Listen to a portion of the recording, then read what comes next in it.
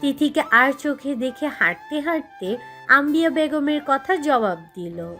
ওমা, না জানিয়ে এলি যে? বলে এলে এত সুন্দর একটা নাটক মিস করে যেতাম। মেহবুব ঘরে এসো কুইক। তিথির কান্না আটকে রইল গলার কাছে। আইজা ঠান্ডা শরবত নিয়ে ঘরে এসে দেখলো আজলান কোচের উপর শুয়ে আছে। আইজা ডেকে বলল, ভাইয়া শরবত এনেছি। টেবিলে রেখে দে। আজলান মাথা নেড়ে গ্লাসটা বেড সাইডে টেবিলে রেখে বেরোনোর সময় শুনতে পেল। মেহবুবকে ডেকে দে। ওর বাবা কখন এসেছে? এই তো 3টের দিকে। বল আমি ডাকছি। আচ্ছা। আইজা বেরিয়ে গেল। তিথি ঘন ঘন চোখ মুছছিল মফিজ সাহেবের পাশে বসে। আফতাব সাহেব বললেন, আমি তো বলছি তোমাকে যেতে, তুমি কাঁদছো কেন? তিথি চুপ করে রইল। সে এখন বাবার সাথে চলে যেতেই পারে, কিন্তু তারপর কি ঝামেলা হবে তা বলার বাইরে। অসুস্থ শরীরে এত ঝক্কি ঝামেলা আর ভালো লাগে না। আইজা এসে বলল, ভাইয়া আমাকে ডাকছে ভাবি। আম্বিয়া বেগম বললেন, ভাইজান, ওর মারে নিয়ে আসেন কাল, কিছুদিন এখানে থাকবে। আপনার জানা কথা, ও নিয়ম টিয়ম মেনে চলতে পছন্দ করে, তাই এখন ওরে কোথাও যেতে দিব না। আপনি গেল ওর মার ভাইরে নিয়ে আসেন। মফিজ সাহেব মেয়ের মাথায় হাত বুলিয়ে দিয়ে বললেন, আচ্ছা কাঁদিস না, আমি তোর মারে নিয়ে আসব। তিথি বলল, সত্যি মিছা কথা বলবা না তো আব্বা? মফিজ সাহেব হেসে ফেলে বলল, তোর আব্বা মিশা কথা বলে না। তিথি বলল, আচ্ছা আজা টিস্যু দাও। আইজা দৌড়ে তার ঘরে গিয়ে টিস্যু বক্স নিয়ে এলো। তিথি সেখান থেকে টিস্যু নিয়ে ঠোঁট দুটো মুছতে মুছতে ঘরে গেল। আজলানকে উদম গায়ে কোচে শুয়ে চোখ বুজে থাকতে দেখে বিড়বিড়িয়ে বলল, আসা মাত্রই কাপড় চোপড় খুলে ফেলেছে, বেশরম লোক। ওরকম গায়ে দেখলে তিথির তাকে লুচ্চা লুচ্চা লাগে। তিথি ঠোঁট মুছতে মুছতে নাক টানল। আজলান চোখ মেলে তাকে দেখল।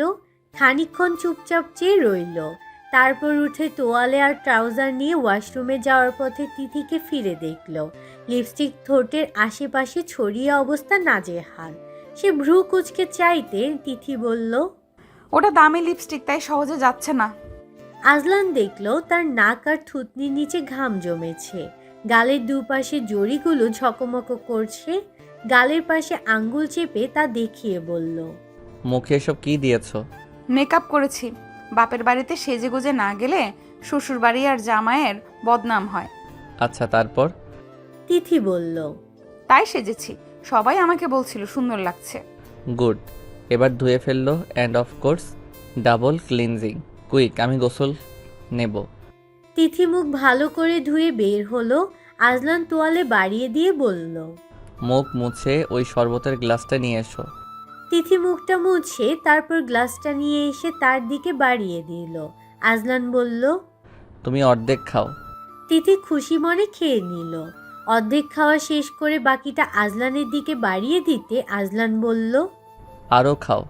তিথি খানিকটা রেখে বাকিগুলো খেয়ে নিল। শেষটুকু আজলানের দিকে বাড়িয়ে দিতে আজলান বলল, পুরোটা শেষ করো। তিথির বুক ভার হয়ে গেল। সে ভেবেছিল ফাটাকেষ্টতার চুমুক দেওয়া গ্লাসে মুখ বসিয়ে বাকি শরবতটুকু খাবে। এত রাগ লাগলো তার। শরীরে জোর পাচ্ছে না, নইলে কি করত সে নিজেই জানে না। আজলান ওয়াশরুমে চলে গেল। যে গেল তার আসার নামগন্ধ নেই। তিথি বুঝে পায় না গায়ে সাবান কয়বার মাখে, কয়বার ধোয়। এতক্ষণ লাগে বেটা মানুষের গোসল করতে। গোসল শেষে বের হতেই আজলানকে অনেক প্রাণবন্ত দেখালো। চুলগুলো কপালে এলোমেলো হয়ে পড়ে আছে। উদম গায়ে খুশবু বেরোচ্ছে। পরনে শুধু সাদা ট্রাউজার। বিছানায় বসে সুটকেসটা টেনে কাপড় চোপড় জিনিসপত্র বের করতে করতে তিথিকে ডাকলো। মেহবুব। তিথি শব্দ করলো। তোমার বাবাকে রাতে খেয়ে যেতে বলো। তিথি আচ্ছা বলে খুশি মনে বেরিয়ে গেল। বলে এসে বিছানায় উঠে আজলানের পাশে বসে বলল, তুমি এতদিন কোথায় ছিলে গো? তোমাকে অনেক মিস করেছে বাড়ির সবাই। শুনে খুশি হয়ে গেলাম। কারা কারা মিস করেছে? সবাই, বাবা মা, আয়জা, সামির, আভিরা, আতিফা আপা, সবাই সবাই। আর তিথি বলল, কিন্তু তেলাপোকা? নেংটি ইঁদুরগুলো ভীষণ খুশি হয়েছে, বেশ আনন্দের সাথে ছোটাছুটি করেছে এই কয়দিন। আচ্ছা, আর কেউ মিস করেনি? করেছে। কে? রমলা চাচি বলল, আহারে বাবুটার কথা মনে পড়তেছে বউ, বাড়ির থাকলে কত মেজাজ দেখায়, এখন দেখো বাড়িটা একদম শান্ত হয়ে পড়ে আছে। ইন্টারেস্টিং। আর কেউ? তিথি বিছানার উপর 2 হাঁটুতে ভর করে তার পিঠের সাথে লেগে কপালের সামনে চুলগুলো সরিয়ে দিতে দিতে বলল, আম্মাও মিস করেছে, ফোন করলে জিজ্ঞেস করে জামাই কখন আসবে। আজলান বলল। আর কেউ? তিথি বলল, ড্রেসিং টেবিলের আয়নাটা মিস করেছে, বাহ, তারপর? আমার পাশের বালিশটা, আর? চাদরটা। আর কেউ? তিথি ভেবে ভেবে বলল, ও হ্যাঁ, তোমার বাবু তোমাকে মিস করেছে, তোমাকে মিস করলে তখন এমন জোরে জোরে লাথি মারে। ওরে বাবারে, কি আর বলবো, আমি তো সেই রাতে কাঁদতে কাঁদতে ঘুমিয়েছি। সিরিয়াসলি? আর কেউ মিস করেনি? তিথি বলল, তুষারও মিস করেছে, 2 দিন আগে ফোন দিয়ে তোমার কথা জিজ্ঞেস করলো, দুলাভাই কোথায় গেছে, কখন আসবে সে কথা জিজ্ঞেস করেছে। আজলান জোরে জোরে শব্দ করে সুটকেসটা বন্ধ করলো, পায়ে ঠেলে পাশে রেখে তিথির দিকে ফিরে তাকিয়ে বলল, এটা ধুতে হবে, কি যেন বলছিলে না? তিথি তাকে জড়িয়ে ধরে বলল, কিছু না, তোমাকে খুব মিস করছে ওটা বলেছি। আজলান বলল। আর কেউ মিস করেনি? তিথি বলল। সবাই মিস করেছে, আর কেউ বাকি নেই। আজলান তার হাত সরিয়ে আচমকা চেঁচিয়ে উঠল। ছাড়ো। তিথি এমন ভয় পেয়ে গেল, তাকে ছেড়ে দূরে সটকে পড়ে গোল গোল চোখে চেয়ে রইল। বুকটা ধরফরিয়ে উঠেছে, শরীর কাঁপুনি দিয়েছে, হাঁপাতে গিয়ে কষ্ট লাগায় কেঁদে উঠল সে। আজলান তার দিকে ঝুঁকে পড়ে বলল, তুমিও ওই নেংটি ইঁদুরগুলোর মতো বেশ খুশি ছিলে। তিথি বাম হাতে চোখ মুছে নিয়ে পিছিয়ে গিয়ে বলল, না না, আমিও মিস করেছি, তোমার কথা মনে করে করে ব্রাশ করেছি, শ্যাম্পু করেছি, ভেজা তোয়ালেটা বিছানা থেকে সরিয়ে রেখেছি, ব্যায়াম করেছি, গোপাল ভাঁড় দেখতে গিয়ে টিভি বন্ধ করে দিয়েছি, টাইমে টাইমে গ্যাস্ট্রিকের ওষুধ খেয়েছি, বেশি বেশি পানি খেয়েছি। আজলান বলল। তারপর? তিথি পিছু টলতে গিয়ে আজলানের গলা জড়িয়ে ধরে ফেলল, বলল, তুমি এসে গালাগালি করবে তাই সবসময় তোমার কথা ভেবে কাজ করেছি। আমি গালাগালি করি? না। কি করি? সাবধান করো, নিয়ম মেনে চলতে বলো। গুড, আমার কথা মনে করে সব নিয়ম মেনেছ, কিন্তু সেজেগুজে বাপের বাড়ি যাওয়ার সময় আমার কথা মনে ছিল না? তিথি দুপাশে মাথা নেড়ে বলল। বিশ্বাস করো, ওখানে গিয়ে তোমাকে আবার মনে করতাম। আজলানের চোখ মুখ কঠিন হয়ে আসতে তিথি দুঃখের সাথে বলল, আমার ব্যথা লাগছে। ওরে বাপরে। আজলান বলল। কোথায়? তিথি পেটের দিকে আঙ্গুল তাক করে বলল, এখানে। কাল এদিকে বেশি লাথি দিয়েছে ও, মনে হচ্ছিল হাডুডু খেলছে, তাই আমি ঠিক করেছি ওর নাম দেব ডোডো। আজলান বলল। একেবারে বাজে নাম, ওর নাম ধাম সব আমি দেব, তুমি দূরে থাকো। তিথি মুখ গোমরা করে বসে রইল। আজলান একটা বয়াম এনে বাড়িয়ে দিল তার দিকে, বলল, বেশি খাবে না, পরিমিত খাবে। তিথি খপ করে বয়ামটা কেড়ে দিল, দেখলো বড়ইয়ের আচারের বয়াম। চোখ বড় বড় করে চাইলো। আজলান বলল, বাহ বাহ, খুশি দেখি ধরে না। তিথি খুশি হয়ে তাকে জাপটে জড়িয়ে ধরল। দুজন দুজনকে অনেকক্ষণ ধরে চুমু খেলো। তিথি বয়ামের ঢাকনা খোলার চেষ্টা করলো, খুলতে না পেরে আজলানকে দিল। আজলান বয়ামের ঢাকনা খুলে দিতেই তিথি হেসে উঠে বলল, কি সুগন্ধি গো, খুব মজা হবে নিশ্চয়ই। আজলান বলল। আরও একটা আছে, ওটা আইজাকে দিয়ে দেবে। তিথি মাথা নেড়ে একটা আচার তুলে মুখে পুরার আগেই আজলানের দিকে বাড়িয়ে দিতেই আজলান মুখ ফিরিয়ে নিল। তিথি সেটা খেয়ে নিল। খেতে খেতে বলল, কি মজা। আজলান ভ্রু কুচকে বলল, কোনটা?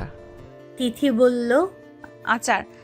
আজলান তাকে কোলে তুলে নিল। তখনই আচারের বয়ামটা শক্ত করে ধরে রেখে তিথি চেঁচিয়ে বলল, না না, তোমার আদর বেশি মজা, এবার নামাও প্লিজ, ফেলে দিলে আমার ডোডো ব্যথা পাবে। আজলান ধমকে বলল। Shut up. তারপর ওজন মাপার মেশিনে দাঁড় করিয়ে দিল তিথিকে। তিথি আচার খেতে খেতে বলল, ও এই ব্যাপার। মফিজ সাহেব চলে যেতে চেয়েছিলেন, কিন্তু আজলান না যেতে বলে আর কিছু বলে ওঠার সাহস করেননি। ওই ব্যাটার হালচাল বুঝে ওঠা দুষ্কর, আবার কখন কি বলতে কি বলে বসে। রমলা চাচির সাথে হাতে হাত মিলিয়ে আইজা রান্নাবান্না করছে, আগে করতো না। ভাবি অসুস্থ থাকায় এখন তাকে কাজকর্ম করতে হয়। তিথি এসে আচারের বয়ম দিয়ে বলল, এটা তোমার ভাইয়া এনেছে, নাও। পরিমিত খাবে, বেশি খাবে না। আইজা খুশি হলো, বলল, তুমি খাচ্ছ নাকি? সুগন্ধটা দারুণ। তিথি গালের ভেতর বড়ের বিচি কটর মটর করতে করতে বলল, হ্যাঁ, আমার জামাই আনছে, আমি খাবো না তো কে খাবে? বলে আম্বিয়া বেগমের দিকে আর চোখে তাকালেন। রমলা চাচি হাসলো। তিথি তাকে আচার দিল একটা ছোট বয়ামে করে, বলল, তোমার মেয়েকে দিও, বেশি দিইনি। ওসব বেশি খাওয়া ভালো না, পরিমিত খেতে হয়, বুঝলে? রমলা চাচি বলল, তোমার জন্য আনছে, তুমি খাও, সবাইরে দেওয়ার কি দরকার? কি যে বলো না, নাও নাও, লজ্জা পেও না। সবাইকে তো দিচ্ছি না, শুধু তোমাকে দিচ্ছি আমার ভাগ থেকে। শ্বশুর আব্বাকেও দেব যদি খেতে চায় তবে। আইজা হাসতে লাগলো। ভাবির কথা শুনে সে না হেসে পারে না। আম্বিয়া বেগম এতক্ষণ চুপচাপ শুনছিলেন, বললেন, দেখছিস রমু, আজকাল বউয়ের জন্য হাজার টাচার আনে। রমলা চাচি হেসে বলল। তাই তো দেখছি ভাবি। তিথি কপাল কুঁচকে ফেলল, এক হাত কোমরে রেখে বলল, এমন হারামি তো জীবনেও দেখিনি। আমার মেয়ের জন্য আনছে সেটা দেখছো না, শুধু আমার জন্য আনছে সেটা চোখে পড়লো। তোমার মনটা দেখছি হিংসায় ভরা শাশুমা। আম্বিয়া বেগম খুন্তি হাতে নিয়ে বললেন। আমি কি তোরে গালি দিছি? তুই পক পক করছিস কেন? তিথি বলল, তুমি তখন থেকে কোনা চোখে তাকাচ্ছ দেখে আমি সব বুঝে গেছি। তোমার কইলজা ফেটে যাচ্ছে ও আমার জন্য আচার আনছে বলে। আম্বিয়া বেগম খুন্তি নেড়ে বললেন, যা তো যা এখান থেকে, তোর মতো খচ্চরের সাথে কথা বলার সময় নেই। তিথি আঙ্গুল থেকে আচার চেটে পুটে খেয়ে বলল, আমারও অত সময় নেই। আমার জামাই বাড়ি আসছে অনেক দিন পরে, আমি তার কাছে যাই। শোনো রমলা চাচি, আমার জামাই আমারে দেখতে পারলে এটা কারো সহ্য হয় না, এই জন্যই বদনজর লাগে। রমলা চাচি ঠোঁট টিপে নিঃশব্দে হাসলেন। আম্বিয়া বেগম তিরস্কার করে বললেন, তুই এতদিন কি কি করেছিস সব বললে তোরে বের কইরা দিব বাড়ি থেইকা।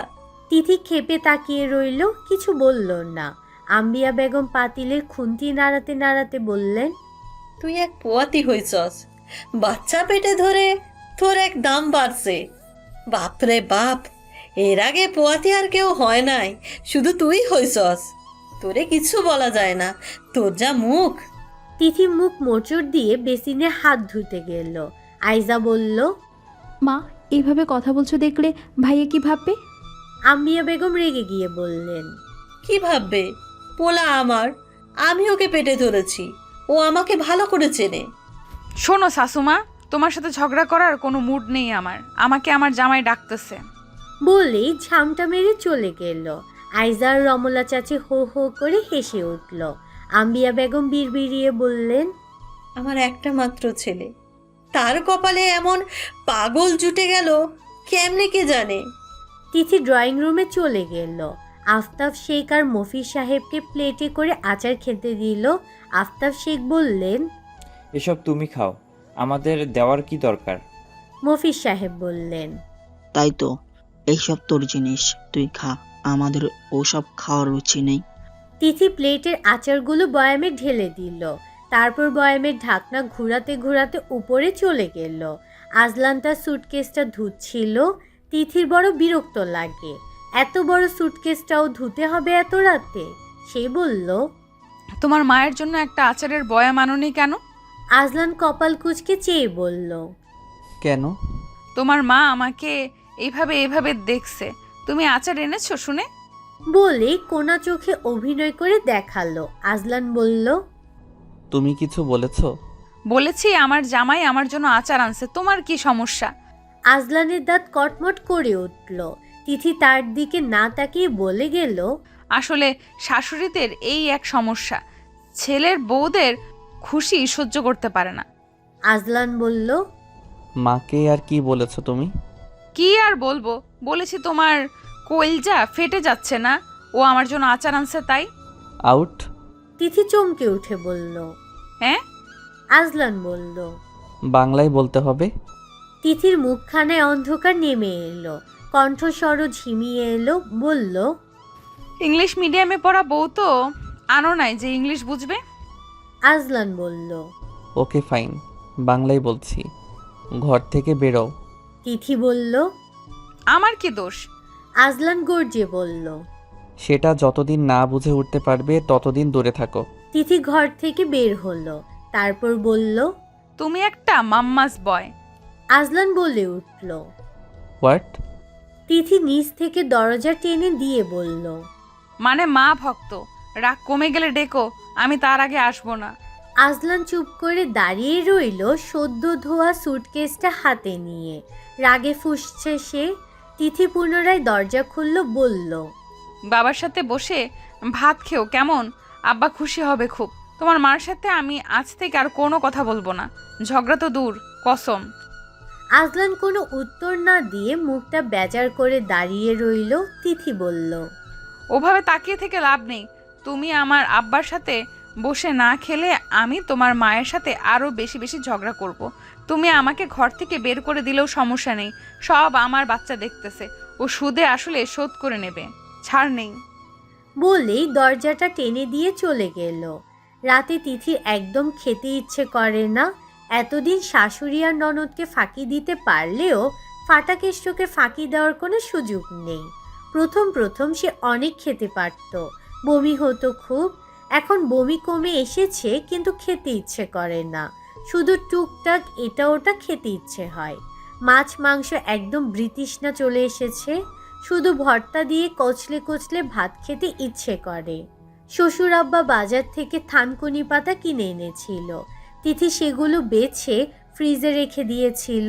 রোজ সেখান থেকে কয়েকটা নিয়ে পোড়া মরিচ আর পেঁয়াজ মেখে মেখে ভাত খেয়েছে। আজ রমলা চাচিকে বলে পেঁয়াজ আর মরিচ ভেজে রেখেছে। কাঁচা পেঁয়াজ খেতে পছন্দ করে না আজলান। সে কেউ খাচ্ছে সেটাও পছন্দ করে না। তিথি তো ভয়ে খায় না, তাকে আবার আদর টাদর করবে না। মফিজ সাহেবের জন্য আজ রাতের খাবারের আয়োজন একটু তাড়াতাড়ি করা হয়েছে। উনি চলে যাবেন তাই। টেবিলে হরেক রকমের রান্না দেখে উনি বললেন। এত কষ্ট করে এত আয়োজনের কি দরকার ছিল? তিথি কাউকে কিছু বলতে না দিয়ে বলল। তুমি কি প্রতিদিন খাচ্ছ এই বাড়িতে? এত ঢং না দেখিয়ে যা খেতে ইচ্ছে করে খাও। আফতাব শেখ বললেন। বৌমা, তুমি বেড়ে দাও তোমার আব্বাকে। আর হ্যাঁ, তোমার বর কি আজ নিচে নামবে? যদি নামে তাহলে বলো যেন একটু তাড়াতাড়ি নেমে আসে। বাড়িতে কুটুম এসেছে, কুটুমের সাথে একসাথে বসে খেতে হয়। ওসব জ্ঞান বউয়ের মুখে মানায় না। ওসব আদিক্ষেতা মায়ে বাপে দেয়, বউ না। এমনিই আমাকে ঘর থেকে বের করে দিয়েছে রাগে। সেখানে আমি আর জ্ঞান দিলে আব্বার হাতে আমাকে ধরিয়ে দিয়ে বলবে আপনার মেয়ে আপনি নিয়ে যান। হেসে উঠল আফতাব শেখ। মফিজ সাহেব মেয়েকে চুপ থাকার জন্য ইশারা করছেন, কিন্তু মেয়ে ওনার দিকে তাকাচ্ছেন না। আয়জা এসে মফিজ সাহেবকে বলল। আঙ্কেল, যেটা খেতে ইচ্ছে করে নিয়ে খান। আপনার মেয়ের বাড়িতে তো এসেছেন। মফিজ সাহেব বিড়বিড়িয়ে বললেন। আমার মেয়েকে সেকেন্ডে সেকেন্ডে বাড়ি থেকে বের করে দিয়ে আবার বলা হচ্ছে এটা আমার মেয়ের বাড়ি। এই ননদিনী, ফাটাকেষ্ট ভাত খেতে আসবে কিনা জিজ্ঞেস করে আসো তো। ভাইয়াকে বলবো তুমি ফাটা গেস্ট ডেকেছো। তিথি হাসলো, বলল। তাড়াতাড়ি যাও, আব্বাকে চলে যেতে হবে। তিথি মফিজ সাহেবের কানের কাছে গিয়ে বলল। আব্বা তোমার জামাই এলে খাওয়ার সময় কোনো কথা বলিও না। শ্বশুর আব্বা বললেও না। আমি বেশি কথা বলি বলে আমার সাথে খেতে বসে না, বুঝলে? মফিজ সাহেব মাথা নাড়ালেন। আজলান যখন খেতে এলো তখন আফতাব শেখ বললেন। বৌমা, তোমার মা এলে ওনাকে কয়েকদিন তোমার সাথে রেখে তারপর তুমিও চলে যেও ওনার সাথে। কয়েকদিন বাপের বাড়িতে থাকলে তোমার ভালো লাগবে। তিথি হাসলো, কিন্তু কিছু বলল না। আজলান চামচ দিয়ে ভাত বাড়তে লাগলো চুপচাপ। মফিজ সাহেব তার হাতের নখগুলো লক্ষ্য করছিলেন। কাটা নখগুলো সাদা ঝকঝকে, একদম ভাতের মতো। জামাই রক্তশূন্যতায় ভুগছে নাকি? চোখ তুলে ওনার দিকে তাকাতেই মনে হলো ওনার হৃৎপিণ্ডটা তরাক করে লাফিয়ে উঠেছে। বাবা শ্বশুর দুজনকে ভাত বেড়ে দিয়ে আজলান তিথিকে ইশারা করলো তরি তরকারি আর মাছ মাংস তুলে দিতে। তিথি চুপচাপ বেড়ে দিল। মফিজ সাহেব বললেন, আর দিস না মা, অত খেতে পারবো না। কতবার বলেছি ফাটাকেষ্ট খেতে এলে কথা বলবে না।